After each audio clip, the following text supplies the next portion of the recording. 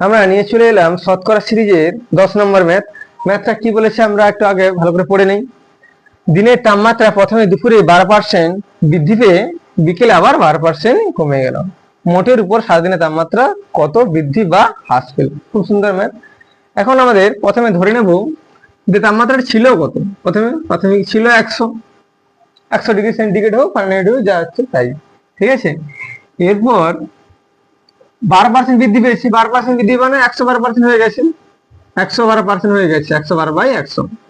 এরপর দুপুরে কি হয়েছে, আবার 12% হ্রাস পেয়ে গেছে, মানে আবার 12% হ্রাস পেয়ে যারা 88% আছে, এখন এটা তো 100%, এর 12% হ্রাস পেয়ে গেলে 88% আছে, অর্থাৎ 88/100। এখন তাপমাত্রা হয়ে এসেছিল 12% বেড়ে এবং 12% হ্রাস পেয়ে এই তাপমাত্রাটা এসছে। এটা কেটে দিলাম। এরপরে এদের কাটাকাটি যাবে, কিন্তু কাটাকাটি করবো না, কাটাকাটি করলে নিচে আবার ভাগ করতে অসুবিধা হবে, ঠিক আছে।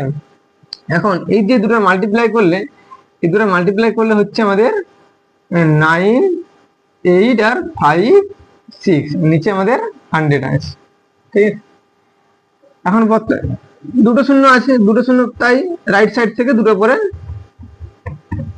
এখন 12% বেড়ে এবং 12% কমে তাপমাত্রা কত দাঁড়ালো, এত আনিয়েছে। যদি আমাদের প্রশ্নের উত্তর চাইতো যে চূড়ান্ত তাপমাত্রা কত হলো বেড়ে এবং কমে, তোমরা বলতে এত ডিগ্রি সেন্টিগ্রেড।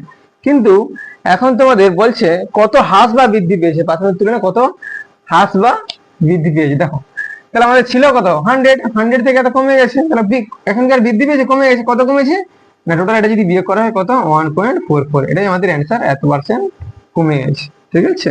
যেমন আশা করি এটাই আমাদের উত্তর, কেমন।